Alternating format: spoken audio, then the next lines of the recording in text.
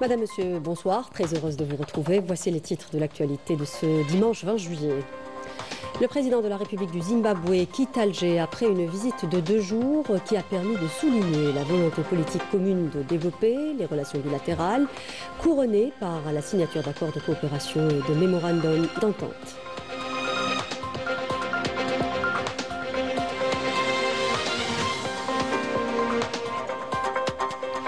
Annonce ce dimanche des résultats du bac session juin 2025. Le taux national de réussite a atteint 51,57%.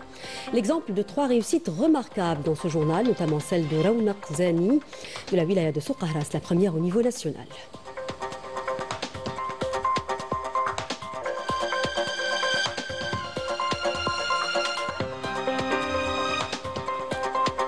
Et puis cette mesure tant attendue, la nouvelle allocation touristique au profit des voyageurs algériens à l'étranger, officiellement lancée ce dimanche par la Banque d'Algérie. Les détails dans un instant.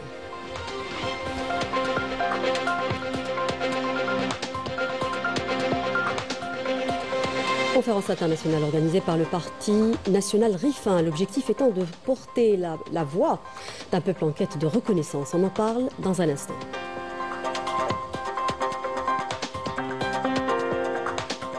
Et en France, la libération du militant pro-palestinien Georges Ibrahim Abdallah, le plus ancien détenu de France, semble déplaire à certains politiques français, à leur tête le ministre de l'Intérieur.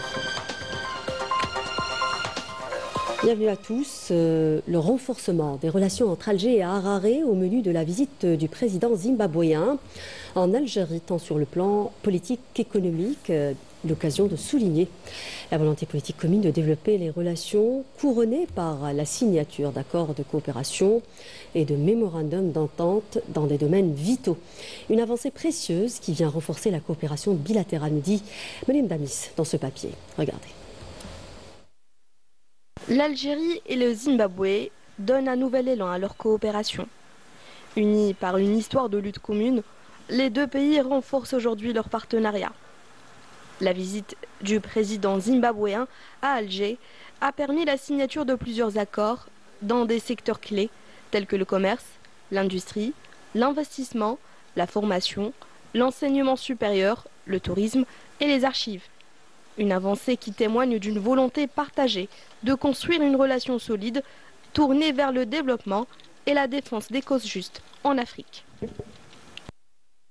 اتفقنا على إنشاء مجلس أعمال مشترك وتشجيع المتعاملين الاقتصاديين على استكشاف فرص الاستثمار في البلدين.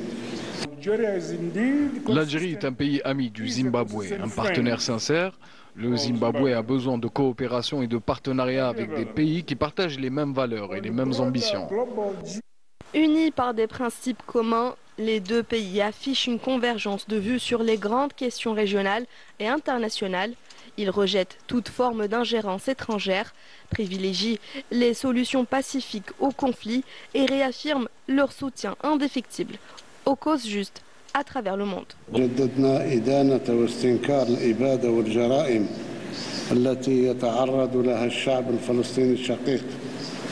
وأكدنا دعمنا لحقه المشروع في إقامة دولته المستقلة كما أكدنا مساندة قضية الشعب الصحراوي العادلة باعتبارها قضية تصفية استعمار. Le Zimbabwe réaffirme son soutien indéfectible et constant au peuple sahraoui dans sa lutte légitime pour l'autodétermination. Nous exprimons également notre appui à un dialogue pacifique visant à mettre fin aux attaques en Palestine, ainsi que notre responsabilité face à la situation douloureuse vécue par les habitants de Gaza. Portés par un passé de lutte commune, l'Algérie et le Zimbabwe poursuivent la consolidation d'un partenariat stratégique fondé sur la solidarité, la souveraineté et l'ambition de développer de manière durable le continent africain. Et au deuxième jour de sa visite en Algérie, le président de la République du Zimbabwe, Emmerson Mnangagwa, a effectué une visite au pôle scientifique et technologique de Sidi Abdallah à Alger. À cette occasion, l'hôte de l'Algérie a visité l'espace dédié à la présentation des principaux projets de recherche scientifique et technologique dans le domaine de l'intelligence artificielle. Il a également visité une exposition de plusieurs projets scientifiques prometteurs réalisés par des étudiants issus des différentes universités, où il a reçu des explications exhaustives sur les différentes innovations exposées. Le président de la République du Zimbabwe a également rencontré des étudiants zimbabwéens. Il a fait l'éloge à cette occasion du niveau de l'éducation en Algérie. Le président de la République du Zimbabwe, Emmerson Mnangagwa, a effectué également une visite au siège de l'entreprise nationale des matériels agricoles et de pêche à Al-Harrach à Alger. Le président zimbabwéen était accompagné lors de cette visite du ministre de l'Enseignement supérieur et de la Recherche scientifique, Kamel Bedari. À cette occasion, le président zimbabwéen a suivi un exposé sur les produits proposés par cette entreprise publique spécialisée dans la commercialisation de matériel et équipements agricoles, filiale de l'Algerian General Mechanics, AGM Holding.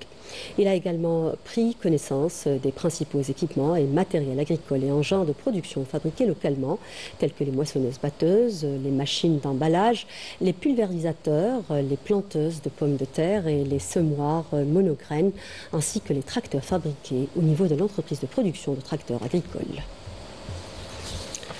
Le président de la République du Zimbabwe, Emmerson Mnangagwa, a visité par ailleurs le siège du groupe pharmaceutique Saïdal à Alger. Le président zimbabwéen était accompagné du ministre de l'Industrie pharmaceutique et du ministre de l'Enseignement supérieur et de la Recherche scientifique. À cette occasion, le président zimbabwéen a pris connaissance des lignes de production de l'unité de fabrication des médicaments génériques de Saïdal, qui fabrique 30 produits et médicaments anticancéreux. Il a également reçu des explications sur les capsules destinées aux diabétiques, aux insuffisants rénaux et aux personnes souffrant d'allergies, des médicaments qui couvrent les besoins du marché national. Lors de sa visite, le président zimbabwéen s'est dit impressionné par l'industrie pharmaceutique en Algérie. Je vous propose de l'écouter. Je suis très heureux de cette occasion exceptionnelle qui nous a été offerte de visiter cette importante installation. Nous tenons à souligner la nécessité de renforcer la coopération entre nos deux pays, car nous sommes convaincus que des compétences précieuses se trouvent ici et qu'elles correspondent parfaitement à nos besoins. À travers ces accords, nous entendons consolider les opportunités de coopération bilatérale dans des secteurs stratégiques, car l'Algérie dispose d'une expertise avérée et de qualifications industrielles majeures. Le président de la République du Zimbabwe, Emmerson Mnangagwa, a achevé sa visite officielle en Algérie. À son départ à l'aéroport international Houari Boumediene, il a été salué par le président du Conseil de la Nation, Azzouz Nasri.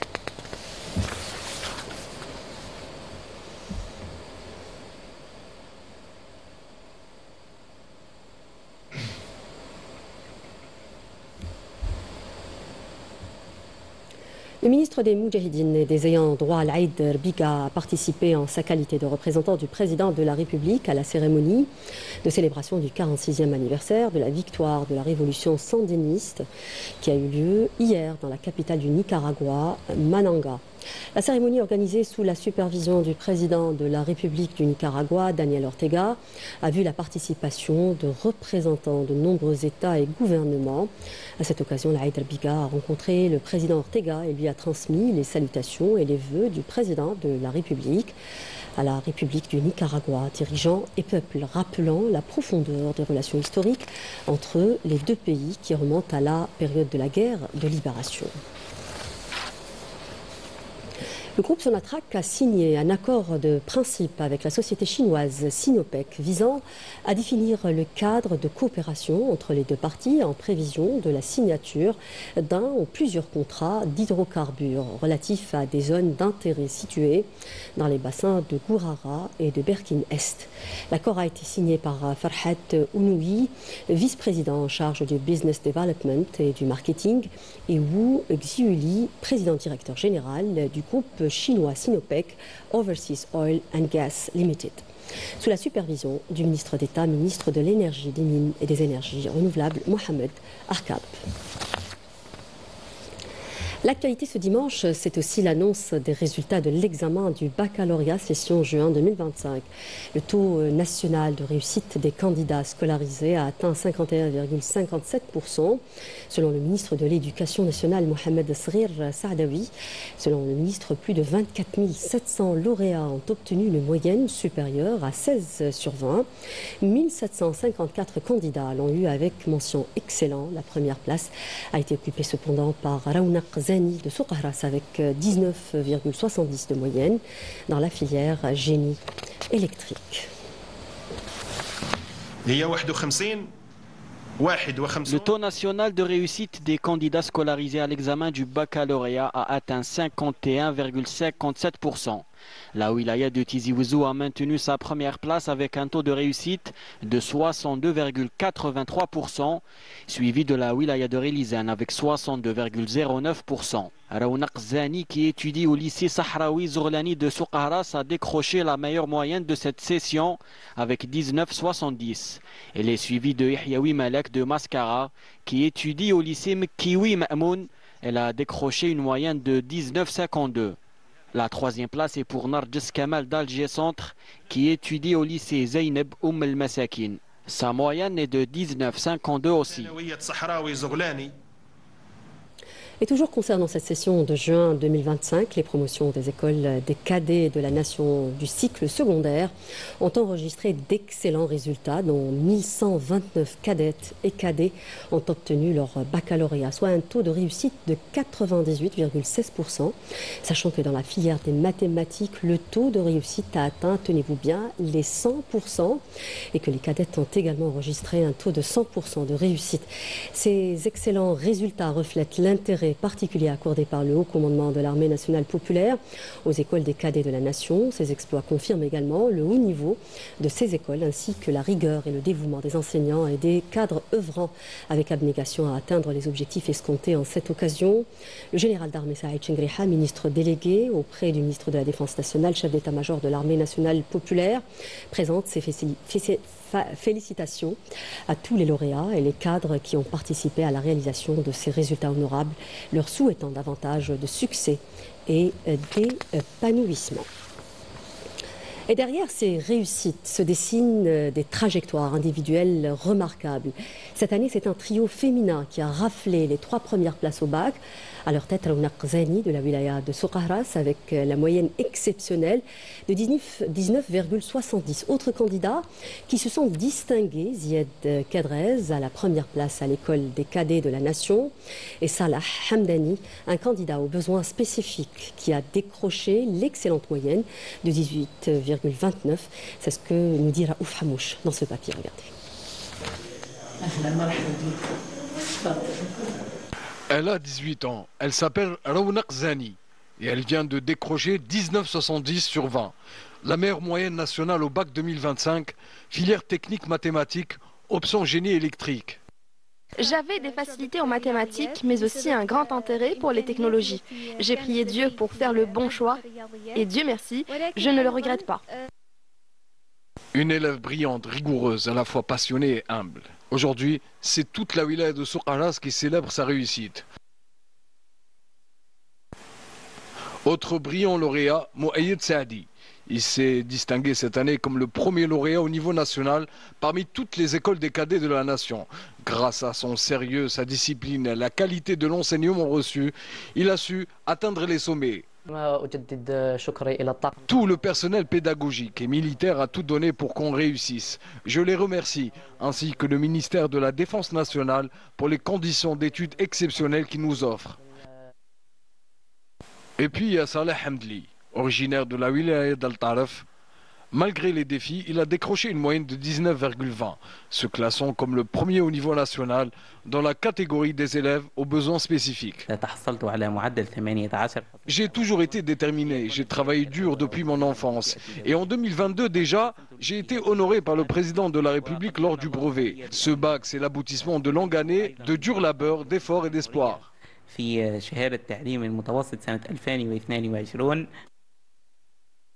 3 personnalités, 3 réussites, mais une seule fierté nationale. Ces lauréats incarnent l'excellence, la diversité et la promesse d'une Algérie tournée vers l'avenir.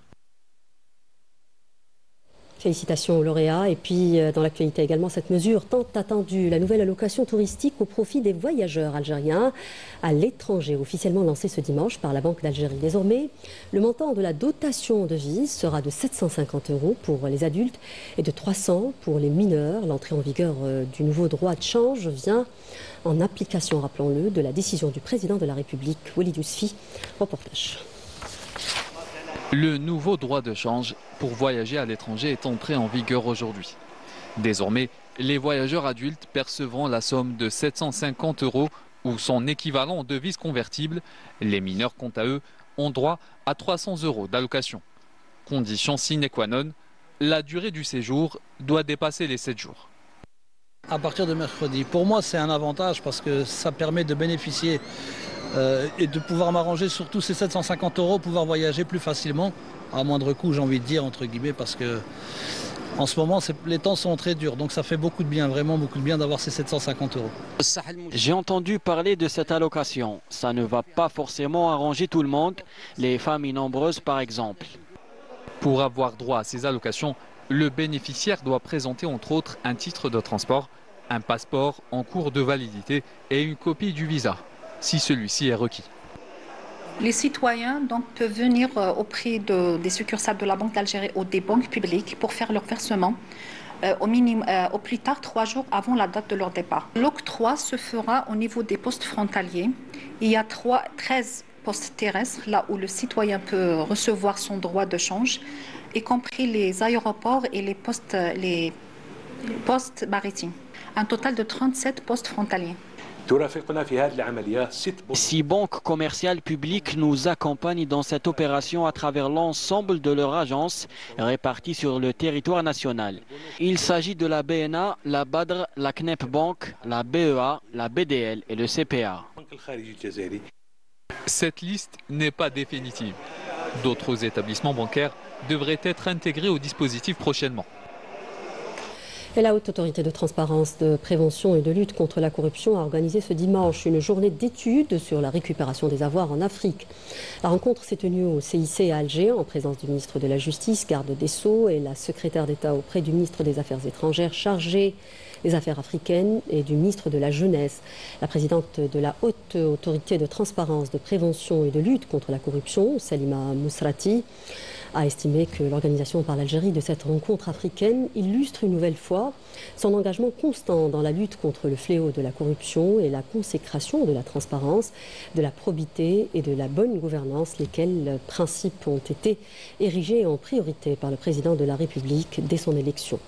Pour sa part, le ministre de la Justice a rappelé que les pays africains devraient s'unir ou unir leurs efforts et intensifier la coordination pour la construction d'institutions fortes et transparentes au service des peuples et en vue de réaliser le développement durable.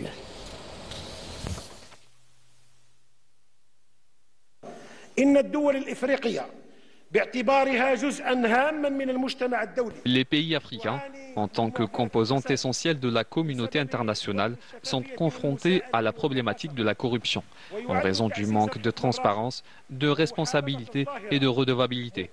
Le renforcement de la bonne gouvernance et la lutte contre ce fléau sont indissociables.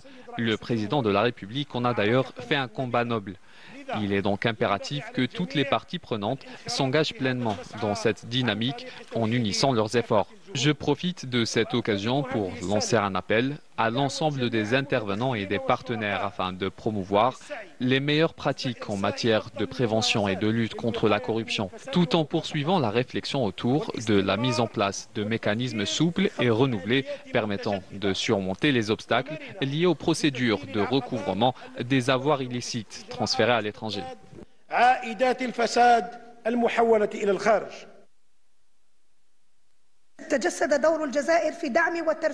L'engagement de l'Algérie en faveur de la consolidation des principes de prévention et de lutte contre la corruption en Afrique se traduit à travers des initiatives multiples et une vision claire fondée sur le renforcement de la coopération régionale et le partage de l'expertise. Depuis son adhésion à la Convention de l'Union africaine sur la prévention et la lutte contre la corruption, l'Algérie reste attachée à jouer un rôle central dans l'application de ces dispositions, en contribuant activement au développement des cadres juridiques et institutionnels de lutte contre la corruption à l'échelle du continent. À l'étranger, au Proche-Orient, poursuite du génocide sioniste à Gaza. Au moins 73 Palestiniens sont tombés en martyrs, dont 58 alors qu'ils attendaient des distributions d'aide alimentaire ce dimanche suite à des tirs des forces d'occupation sionistes dans diverses zones de la bande de Gaza, selon l'agence de presse palestinienne Wafa. Suite à ce drame, le ministère palestinien des Affaires étrangères a de nouveau tenu la communauté internationale pour responsable de la détérioration de la situation humanitaire dans l'enclave palestinienne, affirmant que sa passivité face aux entraves mises en place par l'entité sioniste à l'entrée de l'aide humanitaire est injustifiée, inacceptable et totalement condamnable. Dans l'actualité internationale également, cette conférence internationale organisée par le Parti national RIFAN et dont l'objectif est de porter la voix d'un peuple en quête de reconnaissance. Les participants, dont partis politiques, juristes, universitaires et journalistes, ont réclamé l'indépendance et le droit à l'autodétermination du peuple RIFAN. Raouf Hamouch.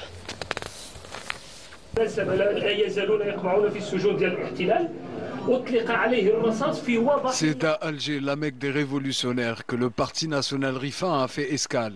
Dans le cadre de ses efforts constants pour faire connaître la cause rifaine et plaider en faveur du droit du peuple du Rif à la liberté et à l'autodétermination. La tenue de cette rencontre internationale de haut niveau confirme que la question rifaine n'est plus une affaire locale ou marginale. Elle s'impose désormais sur la scène internationale, portée par des élites politiques, médiatiques et intellectuelles de plus en plus attentives à la voix du Rif, malgré les tentatives d'étouffement orchestrées par le régime du Marzen. Briser le silence est un devoir légitime pour les Rifans qui se battent pour leur terre et leur identité. En effet, pour le Parti national Rifan et l'Observatoire Rifan des droits humains, cette conférence marque un tournant. L'événement a réuni des partis politiques algériens et étrangers, des juristes de renom, des universitaires, des journalistes européens et de nombreux soutiens à la cause rifane de par le monde. Concernant toutes les violations qui se font dans le Rif, et dans le Maroc et même dans le Sahara occidental, nous sommes prêts pour dénoncer et dévoiler tous ces crimes qui se font, tous les massacres, les crimes, les tortures, les emprisonnements qui se font, surtout dans le Rif, bien sûr. Et cela, il est inadmissible pour nous qu'on reste indifférent à tous ces crimes. Voilà. À travers le comité Free Ali, nous avons connu, parce que Ali, dans sa cellule, résistait et luttait pour lui-même et pour d'autres prisonniers, des prisonniers politiques, notamment rifins et sahraouis.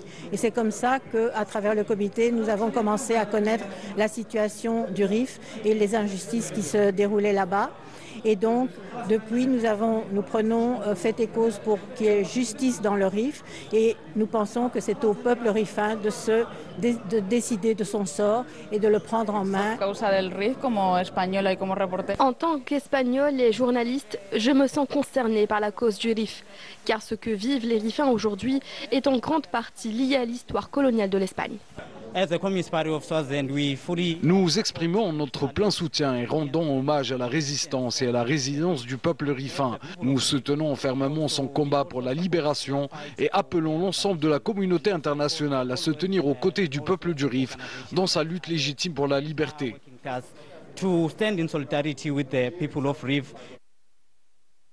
La cause rifaine a franchi un nouveau cap, celui de la visibilité internationale. En France, la justice a finalement tranché pour la libération de Georges Brahim Abdallah, le plus ancien détenu de France, qui sera libéré après plus de 40 ans de détention arbitraire. La libération du militant libanais pro-palestinien semble toutefois déplaire à certains politiques, notamment de l'extrême droite, et à leur tête le ministre de l'Intérieur français. Hakim Kishrout. Le ministre de l'Intérieur, Bruno Retailleau, continue à susciter une vague d'indignation en raison de son alignement idéologique et relance ainsi une surenchère politique bien orchestrée. Après avoir volontairement omis de mentionner le premier prénom du prisonnier politique Georges Ibrahim Abdallah, emprisonné depuis 1987 et libérable depuis 25 ans. Après 11 requêtes de remise en liberté, la justice française a pris la décision de le libérer le 25 juillet prochain avec ordre de quitter le territoire français à destination du Liban, immense symbole de la lutte pour les droits du peuple palestinien Georges Ibrahim Abdallah était libérable depuis 1999. Malgré cette décision de la justice, les Républicains continuent leur dérapage avec la réaction du ministre de l'Intérieur, Bruno Retailleau, qui fustige la satisfaction des élus LFI de la libération de Georges Ibrahim Abdallah en déclarant dans un tweet: les élus LFI se réjouissent de la libération du terroriste Ibrahim Abdallah, passent un nouveau cap dans l'indignité en le faisant passer pour un prisonnier politique, alors que lui-même a omis de citer son prénom, Georges, pour que dans le subconscient de son électorat ciblé, Ibrahim Abdallah soit considéré comme un musulman terroriste, alors qu'en réalité, le détenu est chrétien maronite. Seulement pour l'islamophobe Retailleau, tous les coups sont permis au mépris de la justice de son pays. Pour rappel, c'est grâce à la mobilisation des hommes et des femmes que Georges Ibrahim Abdallah peut aujourd'hui jouir d'une liberté bien méritée après 41 ans d'emprisonnement. Belle leçon de résistance, de résilience, de courage et de constance politique. Retour chez nous pour terminer avec cette 7e édition du Festival international Algérie qui s'est ouverte jeudi à Alger avec les prestations d'humoristes du stand-up comique algérien et étranger devant un public nombreux. Pendant plusieurs jours, la capitale a vibré au rythme d'un rendez-vous placé sous le signe du rire et du partage et de la créativité. Reportage Yasmine Chouir.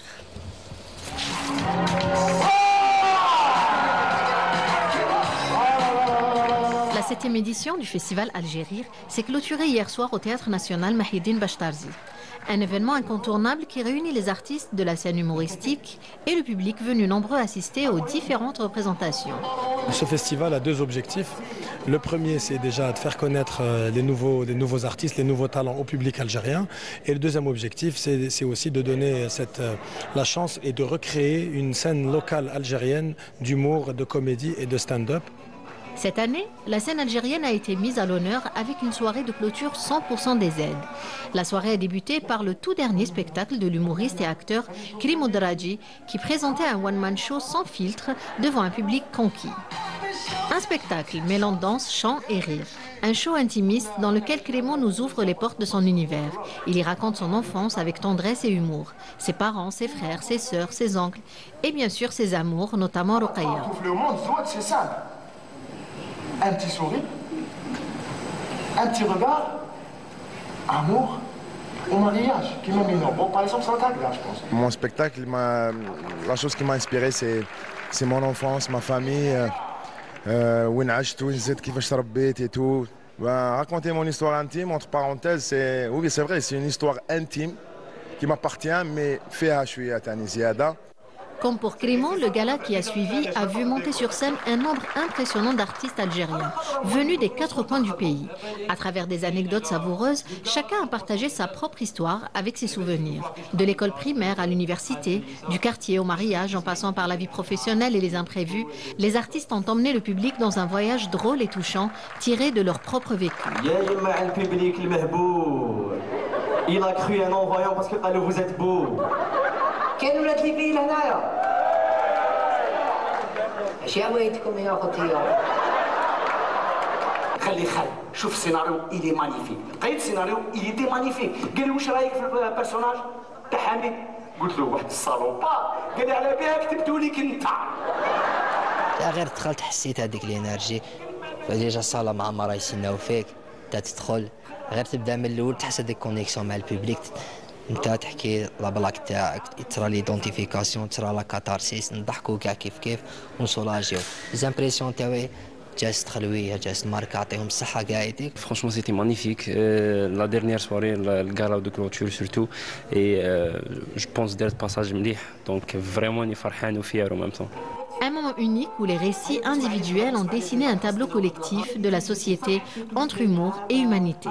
Ah bah là, c'est la pression qui redescend parce qu'on a travaillé sur ce gala 100% des aides, on a travaillé pendant 4 mois. Tout ça pour le public algérien. Et là, de le voir concrétiser, bah, franchement, c'est... j'ai pas les mots parce que je suis vraiment très émue.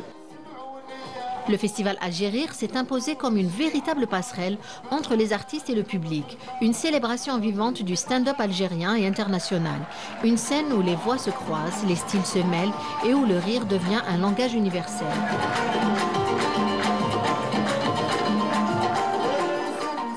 Et avec la clôture du Algérie, nous arrivons au terme de ce journal. Merci de l'avoir suivi. L'info continue sur Canal Algérie. Prochain point de l'information à 20h en langue nationale. Je vous souhaite une excellente suite des programmes sur notre chaîne. Je vous retrouve demain à 19h. Au revoir.